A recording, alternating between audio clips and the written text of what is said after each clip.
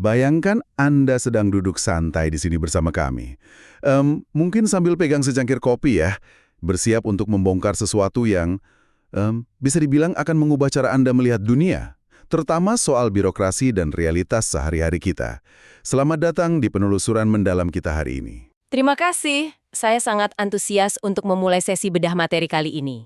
Nah, untuk membuka diskusi kita hari ini, saya mau melempar satu pertanyaan jebakan dulu nih, untuk Anda yang sedang mendengarkan.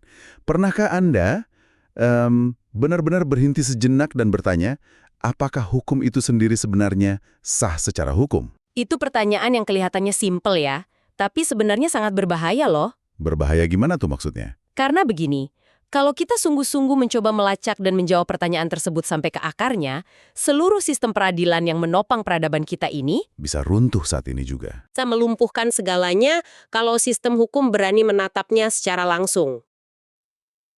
Wow, dan paradoks itulah yang bakal jadi jantung dari eksplorasi kita hari ini. Kita akan membedah ide-ide dari sebuah buku akademis yang cukup padat ya. Judulnya Niklas Luhmann, Law Justice Society. Karya dari Andreas Philippopoulos Michalopoulos. Benar sekali. Misi kita hari ini adalah membongkar isi kepala seorang Niklas Luhmann. Dia ini adalah salah satu sosiolog paling penting di abad 20, tapi ironisnya juga salah satu yang paling sering disalahpahami. Sering banget disalahpahami, terutama di kalangan akademis ya. Nah iya, kita akan menelusuri apa yang dia sebut sebagai teori sistem. Intinya, teori ini bilang kalau masyarakat modern kita sebenarnya beroperasi murni layaknya mesin otomatis. Kita juga bakal melihat kenapa hukum pada dasarnya cuma sebuah trik sulap raksasa yang menyembunyikan paradoksnya sendiri. Harapannya sih, setelah obrolan kita ini selesai, Anda bisa punya kacamata yang benar-benar baru untuk memandang dunia kita ini. Yang bikin penelusuran ini menarik sebenarnya adalah reputasi Luhmann itu sendiri. Banyak orang yang melabeli dia sebagai pemikir yang kaku, sangat berorientasi pada aturan dingin dan bahkan dianggap konservatif karena fokusnya yang nyaris obsesif pada konsep sistem ini. Kayak robot gitu ya kesannya? Persis. Tapi sumber materi kita hari ini berusaha membongkar stigma itu. Penulis buku ini berargumen, kalau kita membaca Luhmann dengan cara yang benar, dia itu sebenarnya menawarkan sebuah ruang kritis yang sangat radikal. Oke, mari kita mulai bedah ini dari visualisasi yang ada di sampul bukunya dulu. Saya rasa ini pintu masuk yang paling pas. Anda yang lagi mendengarkan, coba bayangkan ini ya. Sampulnya itu menampilkan sebuah lukisan metafisik, karya pelukis terkenal Giorgio de Chirico. Bisa tolong gambarkan suasananya buat pendengar kita? Boleh, bayangkan sebuah alun-alun di Italia. Atau piazza gitu ya. Tapi ini benar-benar kosong melompong. Nggak ada sosok manusia yang jelas di sana, cuma ada siluet samar atau patung yang terasing. Dan di situ banyak bayangan hitam yang memanjang tajam. Ditambah arsitektur bangunannya yang rapat ya. Sangat rapat dan sesak. Nyaris bikin Anda merasa klaustrofobia kalau melihatnya. Suasananya sangat kaku. Tapi anehnya, di kejauhan sana, tepat di antara celah bangunan-bangunan yang menyesakkan itu, Anda bisa melihat sebuah garis cakrawala. Horizon yang membentang tanpa batas. Visual yang sangat kontras ya. Arsitektur yang kaku dan sesak di piazza itu sebenarnya mewakili reputasinya Luhmann selama ini kan. Banyak orang melihat teorinya kayak bangunan tertutup yang dingin dan tanpa manusia. Betul sekali. Tapi garis cakrawala di kejauhan lukisan itulah poin utamanya. Cakrawala itu adalah kemungkinan. Sebuah ruang kritis dan jalan keluar yang sama sekali nggak terduga dari sistem yang tampaknya tertutup rapat itu. Dan untuk memahami gimana Luhmann bisa menghubungkan sistem yang tertutup dengan cakrawala yang terbuka, sumber kita menggunakan konsep yang lumayan unik, bermain curang atau cheating. Iya, penulis buku ini pakai metafora dari sebuah cerita pendek karya penulis surrealis Jorge Luis Borges. Judulnya The Cards of the Cheat, kartu milik seorang penipu. Nah, ini bagian yang bikin saya senyum pas bacanya. Hal paling epik dari cerita pendek Borges itu adalah Ceritanya nggak pernah ada. iya kan? Ceritanya fiktif. Borges nggak pernah benar-benar nulis itu secara fisik. Dia cuma merujuk dan mengulasnya di dalam tulisan-tulisannya yang lain. Gimana ini bisa jadi metafora buat cara kita membaca Luhmann? Kalau kita tarik benang merahnya, Luhmann itu selalu bermain curang dengan konsep-konsep. Tentu bukan curang dalam arti etis yang buruk ya. Maksudnya, dia punya kemampuan luar biasa untuk melihat dari dua sisi batas secara bersamaan. Bayangkan seorang penipu di meja judi. Dia tahu apa yang ada di belakang kartu sama baiknya dengan gambar di depannya. Tepat. Luhmann berayun bolak-balik kayak gitu. Dia bisa berada di dalam sebuah sistem, tapi di saat yang bersamaan dia juga mengamati sistem itu dari luar. Makanya, dia nggak pernah menetap di satu kubu pemikiran. Jadi dia suka ngambil ide dari berbagai tokoh gitu. Sangat sering. Dia mau minjam konsep fenomenologi dari Edmund Husserl, terus digabungkan dengan gagasan dekonstruksi dari Jacques Derrida. Bahkan dia juga meminjam prinsip-prinsip dari biologi evolusioner. Dia meramu semuanya jadi satu teori hibrida yang cair. Sebentar, untuk Anda dan saya yang mungkin nggak tiap hari baca filsafat berat, bisa tolong jelaskan sedikit apa maksud dari nama-nama besar tadi? Kenapa mencampurkan mereka itu dianggap radikal? Sederhananya begini, Husserl itu fokus pada bagaimana kesadaran kita membentuk realitas yang kita amati. Kalau Derrida, dia fokus pada bagaimana makna sebuah teks atau bahasa itu nggak pernah stabil dan selalu bisa dibongkar. Sementara biologi evolusioner bicara soal gimana organisme bertahan hidup dalam lingkungan yang kacau. Dan Luhmann meramu ketiganya. Iya. Dia melihat bagaimana masyarakat mengamati dirinya sendiri, bagaimana makna di masyarakat selalu bergeser, dan bagaimana sistem sosial bertahan hidup kayak organisme. Ini cara berpikir yang sangat revolusioner. Menggabungkan filsafat bahasa sama biologi, pantesan aja dia sering dibilang susah dipahami. Ngomong-ngomong soal bagaimana kita mengamati realitas, ini membawa kita pada penolakan Luhmann terhadap gaya kritik sosial tradisional. Sumber kita secara eksplisit membahas kalau Luhmann menolak mentah-mentah ide dari mazhab Frankfurt atau pemikiran Jürgen Habermas. Dan sekedar pengingat untuk Anda yang mendengarkan, kita di sini sama sekali nggak memihak pada kubu filosofis atau politik manapun ya. Kita murni cuma membedah argumen Luhmann. Tentu. Nah, kenapa dia menganggap kritik sosial tradisional itu cacat? Karena Luhmann berpendapat kalau kritik sosial tradisional itu selalu menyimpan satu asumsi yang sombong. Mereka merasa ada tempat yang lebih baik atau posisi moral di luar masyarakat. Tempat di mana seorang kritikus bisa berdiri gagah dan menghakimi masyarakatnya gitu. Persis. Menurut Luhmann, ilusi ini mengabaikan satu fakta dasar. Semuanya ada di dalam masyarakat. Nggak ada pijakan eksternal. Sang kritik, kritikannya sendiri, bahasa yang dia pakai, sampai universitas yang mendanainya, semuanya adalah produk dari masyarakat itu sendiri. Anda nggak bisa keluar dari alam semesta untuk menghakimi alam semesta. Tapi loh, kalau gitu, gimana kita bisa mengkritik sesuatu kalau kita terperangkap di dalamnya? Berarti kita cuma bisa pasrah dong. Oh, nggak pasrah. Luhmann bilang kita harus mengubah cara kita mengamati. Disinilah dia memperkenalkan konsep dua tingkat observasi. Ada observasi tingkat pertama dan observasi tingkat kedua. Misalnya Anda melihat sebuah meja. Atau Anda membedakan mana tindakan benar dan salah berdasarkan moral, Atau seorang hakim yang memutuskan seseorang bersalah. fokusnya 100% pada objek yang diamati. Paham. Jadi kalau observasi tingkat pertama, ibaratnya saya melihat hakim lagi mutusin kasus. Terus apa yang terjadi di observasi tingkat kedua? Apakah saya mengamati orang yang lagi mengamati hakim? Tepat sekali. Tapi dengan satu lapisan tambahan. Di tingkat kedua ini, Anda nggak lagi peduli sama apa yang diamati orang tersebut. Anda mengamati bagaimana orang itu mengamati. Bagaimana dia mengamati? Mata apa yang mereka pakai? Kalau di tingkat pertama, hakim bilang ini salah secara hukum. Di tingkat kedua, seorang sosiolog akan mengamati hakim itu dan nanya kenapa hakim ini pakai standar hukum tertentu dan mengabaikan faktor sosial lainnya. Saya mulai nangkep nih. Jadi kayak mundur selangkah buat lihat gambaran besarnya ya. Terus, keuntungannya apa kita melakukan observasi tingkat kedua ini? Keuntungannya Anda tiba-tiba bisa melihat titik buta atau blind spot dari pengamat tingkat pertama. Pengamat pertama kan nggak sadar kenapa mereka memilih satu nilai di atas nilai lain saat bekerja. Mereka terperangkap di kacamata mereka sendiri. Tapi dari tingkat kedua kita bisa lihat batasan kacamata mereka itu ya. Betul, tapi tentu saja ada paradoksnya. Udah nebak sih, selalu ada paradoks kalau bahas Luhmann. Apa nih paradoksnya kali ini? Paradoksnya adalah pengamat tingkat kedua itu juga punya kacamatanya sendiri. Artinya dia juga nggak bisa melihat dirinya sendiri saat sedang mengamati. Untuk melihat titik buta si sosiolog tadi, diperlukan pengamat tingkat ketiga. Misalnya seorang filsuf metodologi. Dan buat mengamati filsuf itu butuh pengamat tingkat keempat, begitu terus sampai tak terhingga. Rantai observasi yang nggak pernah berakhir.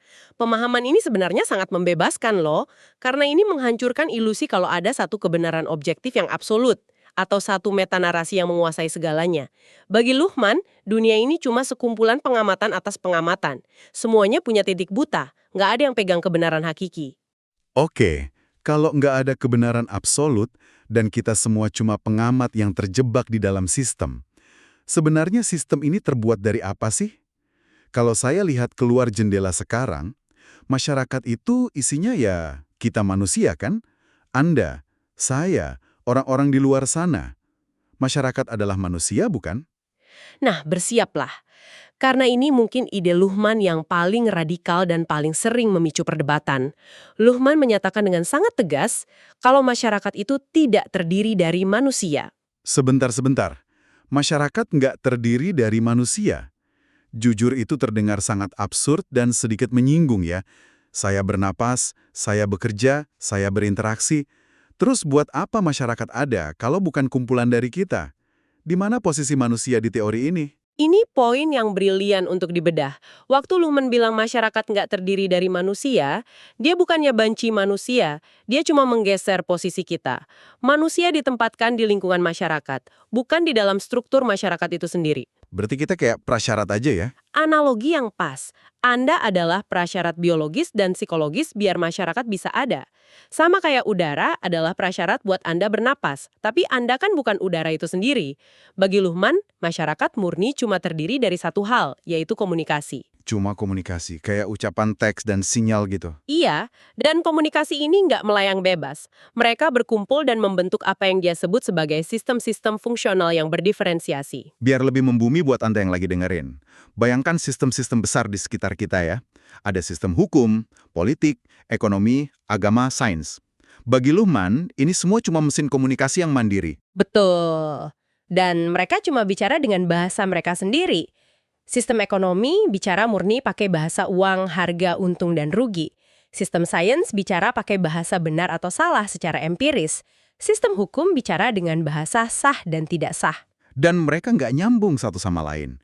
Masing-masing tuli dan buta sama bahasa sistem lain. Sangat buta. Ini sebabnya, ya kenapa kalau Anda ditilang polisi di jalan, terus Anda coba mendebat denda itu pakai alasan moral. Misalnya, Pak, saya terjang lampu merah karena harus ngantar orang sakit keras.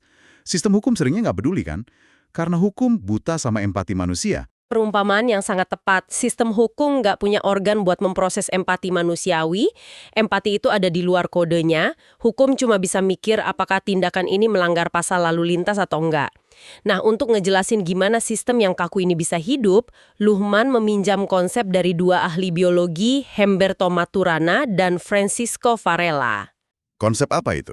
Autopoiesis. Autopoiesis. Kata yang lumayan berat nih. Gimana kita membedahnya? Secara etimologis, ini dari bahasa Yunani, auto itu berarti diri sendiri, dan poiesis berarti penciptaan. Dalam biologi seluler, ini merujuk ke sel yang memproduksi elemen-elemennya sendiri untuk bertahan hidup. Luhmann mengadaptasi konsep sel ini ke sosiologi makro. Kalau boleh saya coba bikin analoginya nih. Apakah autopoiesis dalam hukum ini mirip kayak mesin pembuat video game? Mesin itu kan cuma bisa ngerender grafik dan suara pakai kode yang udah ada di dalamnya. Dia nggak peduli sama sekali apakah pemain di dunia nyata lagi sedih atau marah. Dia cuma terus memproduksi game dari kodenya sendiri. Itu perbandingan yang sangat akurat loh. Sistem autopoietik itu bersifat tertutup secara operasional. Hukum cuma memproduksi hukum baru dari elemen hukum yang udah ada. Kayak undang-undang menghasilkan putusan pengadilan, putusan menghasilkan jurisprudensi, dan seterusnya. Tepat. Hukum nggak diproduksi oleh moral. Ia menciptakan dirinya sendiri dari dalam dirinya sendiri. Sama kayak mesin video game Anda tadi. Luar biasa. Tapi tunggu dulu. Kalau sistem itu lingkaran tertutup yang memproduksi dirinya sendiri, gimana sebuah sistem bisa lahir pertama kali? Mesin game kan harus ada yang nyalain buat pertama kalinya. Untuk menjawab asal mula ini, sumber kita merujuk pada kalkulus matematis dari George Spencer Brown. Spencer Brown berteori kalau penciptaan sebuah alam semesta atau penciptaan sistem itu selalu dimulai dari satu tindakan yang sangat sederhana, yaitu menarik sebuah garis pemisah, drawing a distinction. Menarik garis batas. Jadi sistem hukum cuma bisa eksis kalau ada dinding konseptual yang memisahkannya dari hal-hal yang bukan hukum. Betul sekali. Sistem menandai wilayah internalnya. Apapun yang ada di luar garis batas itu, entah itu agama, moralitas, atau uang, cuma jadi lingkungan bagi hukum. Buat hukum, semua hal di luar sana cuma kebisingan atau iritasi. Sampai hukum menerjemahkan iritasi itu ke bahasanya sendiri. Oke, kalau sistem hukum ini mesin autopoetik yang tertutup dan cuma merespons kodenya sendiri, mari kita kembali ke pertanyaan jebakan kita di awal tadi. Ini bawa kita ke inti masalahnya. Hukum sebagai paradoks yang disembunyikan. Tiap sistem punya kode biner dasarnya kan? Kayak sains punya benar salah. Ekonomi, untung rugi. Kalau hukum, kode absolutnya apa? Kode biner hukum dalam bahasa aslinya, bahasa Jerman adalah Recht atau Unrecht, sah atau tidak sah. Hukum mengklaim monopoli absolut atas kode ini. Nggak ada sistem lain yang bisa menentukan apa yang sah secara hukum di pengadilan. Hanya hukum yang berhak mendefinisikan apa itu hukum. Kedengarannya sangat kokoh dan tak tertembus ya. Tapi disinilah kita mulai menatap ke dalam jurang. Mari kita ajukan lagi pertanyaannya. Apakah hukum itu sendiri sah secara hukum? Kalau hukum mencoba memproses pertanyaan itu tentang dirinya sendiri, apa yang terjadi? Sistemnya bakal crash? Langsung lumpuh ya? Benar-benar lumpuh.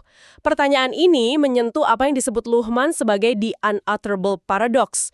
Paradoks yang tak boleh diucapkan. Kenapa nggak boleh diucapkan? Karena kalau Anda melacak mundur sejarah hukum, Anda bakal tiba di momen pertama kali garis pembeda sah dan tidak sah itu ditarik. Siapa yang mengesahkan hukum yang paling pertama? Apakah sebuah revolusi berdarah atau cuma kesepakatan sekelompok orang berkuasa? Hukum nggak berani menatap asal-usulnya karena dia bakal sadar satu fakta mengerikan. Bahwa dasar keberadaannya nggak punya dasar hukum yang sah. Persis, kekerasan dan kesewenang-wenangan arbitrer ada di akar dari tatanan peradilan kita. Wah, ini gila sih. Jadi tatanan yang menjaga kita tetap aman setiap hari, ini sebenarnya berdiri di atas kehampaan. Terus gimana dong sistem peradilan kita nggak hancur berantakan tiap hari? Gimana para hakim bisa tidur nyenyak tiap malam? Jawabannya sangat pragmatis. Hukum itu bersembunyi. Dia punya mekanisme pertahanan yang sangat elegan buat menutupi paradoks ini biar mesinnya bisa terus berputar. Cara pertama, hukum bersembunyi adalah di balik konsep yang disebut validitas. Validitas. Maksudnya sesuatu dianggap sah karena ada dokumen atau cap resminya. Lebih dalam dari itu, validitas ini trik sulap sirkular yang brilian. Putusan hakim dianggap valid semata-mata karena didasarkan pada undang-undang sebelumnya yang juga valid. Terus undang-undang itu valid karena didasarkan pada konstitusi yang valid. Konstitusinya valid karena sejarah masa lalu. Begitu seterusnya. Saling merujuk ke belakang ya. Iya, sumber materi kita mengutip pemikir hukum Stanley Fish buat ngegambarin fenomena ini. Fish bilang, hukum itu menciptakan ilusi seolah-olah dia lagi sibuk membangun dirinya sendiri di udara melayang-layang dan nggak pernah perlu menyentuh tanah pijakannya. Membangun di udara tanpa menyentuh tanah. Metafora yang sangat puitis, sekaligus lumayan mengerikan sih. Hukum terus merujuk ke atas, biar nggak perlu lihat ke bawah dan sadar kalau fondasinya kosong. Nah, selain ilusi validitas ini, ada cara kedua kan? Sesuatu yang disebut program dan ekspektasi. Ini bagian yang krusial dan paling sering disalahpahami masyarakat. Luhmann berargumen kalau fungsi utama hukum itu bukan mencari keadilan absolut dari sudut pandang moral. Fungsi sesungguhnya adalah menstabilkan ekspektasi normatif masyarakat dalam menghadapi kekecewaan. Tunggu dulu, ini pasti susah ditelan oleh pendengar kita. Orang pergi ke pengadilan kan karena nyari keadilan. Apa maksudnya menstabilkan ekspektasi dalam menghadapi kekecewaan? Bisa kasih contoh nyatanya nggak? Kita pakai analogi sederhana aja. Bayangkan ada pencopet yang tertangkap basah ngambil dompet orang. Ada dua pihak yang kecewa di sini. Si pencopet kecewa karena gagal dan ditangkap. Terus korban juga kecewa dan marah karena hartanya dilanggar.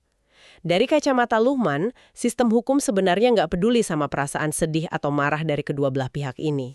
Lalu yang dipedulikan hukum apa dong? Yang dilindungi hukum adalah ekspektasi strukturalnya. Ekspektasi Anda, ekspektasi saya bahwa aturan yang bilang mencuri itu dilarang masih tetap berlaku. Walaupun kejahatannya benar-benar terjadi dan realitasnya mengecewakan, ekspektasi normatif kita tetap utuh karena hukum mulai memprosesi pencopet pakai kodenya. Saya paham sekarang. Dan disinilah birokrasi pengadilan yang berbelit-belit itu jadi masuk akal ya. Proses sidang, penundaan, tumpukan dokumen, hal-hal yang sering bikin publik frustrasi karena lambat banget. Nah, itu dia. Luhmann menyebut birokrasi itu sebagai program atau kriteria penundaan. Prosedur yang lambat itu bukan bug atau cacat sistem. Itu adalah fitur yang disengaja. Prosedur itu ngulur waktu biar emosi publik meredah, menyerap kompleksitas kemarahan dan meyakinkan masyarakat kalau mesinnya lagi bekerja. Ini mencegah masyarakat main hakim sendiri. Tapi kalau fungsi hukum cuma buat menstabilkan ekspektasi dan memproses kode biner keadilan itu sendirinya posisinya di mana? Keadilan nggak nyata dong buat Luhmann. Keadilan tentu saja ada, tapi bukan sebagai nilai moral yang turun dari langit. Di teori sistem, keadilan itu cuma apa yang Luhmann sebut sebagai formula kontingensi. Anggap aja keadilan sebagai istilah PR atau pelumas buat sistem hukum. Hukum pakai kata keadilan buat meyakinkan dirinya sendiri dan masyarakat kalau dia lagi ngelakuin hal yang benar. Padahal kesatuan moral itu cuma ilusi buat nutupin paradoks di dasarnya. Luar biasa. Kita benar-benar udah menjelajah jauh banget hari ini. Mulai dari alun-alun de Chirico yang kosong, melihat masyarakat sebagai mesin tanpa manusia, sampai menyadari kalau hukum kita itu melayang di udara, menutupi kehampaannya pakai birokrasi. Pertanyaannya sekarang buat Anda yang lagi mendengarkan, kenapa semua teori rumit ini penting? Gimana Anda bisa bawa pengetahuan abstrak ini ke kehidupan sehari-hari? Penelusuran kita ini seharusnya ngasih Anda kacamata baru yang sangat pragmatis. Besok kalau Anda pergi ke kantor, berurusan sama institusi pemerintah, atau baca berita yang bikin darah tinggi, ingatlah kerangka kerja ini. Waktu Anda ngerasa frustrasi lihat birokrasi yang kaku, dingin, dan kayaknya nggak adil, Saran utamanya adalah jangan diambil pusing secara personal. Ingat aja kalau sistem itu memang nggak dirancang buat memeluk empati kemanusiaan Anda. Dia bukan manusia. Dia mesin autopoietik yang cuma peduli sama pemrosesan kodenya sendiri biar strukturnya nggak ambruk. Dan ironisnya, menyadari hal ini bisa kerasa sangat melegakan loh. betul sekali. Anda berhenti buang energi berharap mesin birokrasi punya hati nurani dan mulai melihat secara taktis gimana mesin itu diprogram. Dan ini bawa kita ke satu pemikiran penutup yang sangat krusial. Sesuatu yang khusus dibahas di bagian paling akhir dari buku ini, terkait hukum lingkungan. Ini teka-teki nyata buat Anda bawa pulang hari ini. Kalau kita sepakat hukum itu sistem tertutup, yang operasi masa depannya bergantung pada jurisprudensi dan pengalaman masa lalu, apa yang bakal terjadi waktu mesin ini nabrak sesuatu yang sama sekali nggak punya preseden? Kita bicara soal krisis ekologis dan perubahan iklim. Alam itu kan nggak peduli sama dokumen hukum. Badai atau kenaikan permukaan laut nggak komunikasi pakai kode biner sah atau tidak sah.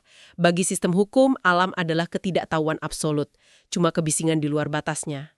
Nah, waktu realitas ekologis ini mendobrak paksa pintu pengadilan dengan skala bencana yang belum pernah ada di sejarah jurisprudensi manapun, apa yang bakal terjadi? Itu pertanyaan jutaan dolarnya. Apakah sistem hukum buatan kita ini bakal nemuin cara baru buat berevolusi dan memodifikasi kodenya buat mencerna realitas alam? Ataukah dia justru bakal kaku, crash, dan hancur berkeping-keping karena titik butanya sendiri nggak mampu memproses dunia nyata yang lagi terbakar di luar dokumen kertasnya? Pertanyaan yang menakutkan sekaligus mendebarkan soal batasan dari tatanan ciptaan kita sendiri. Pemikiran provokatif yang sangat sempurna buat nutup eksplorasi kita hari ini. Terima kasih banyak sudah meluangkan waktu Anda duduk bareng, membedah kerumitan pikiran Niklas Luhmann, dan berani menatap langsung ke dalam paradoks yang menopang realitas kita. Terima kasih juga, teruslah kritis dan teruslah amati bagaimana orang lain mengamati dunia. Sampai jumpa di diskusi bedah materi kita berikutnya.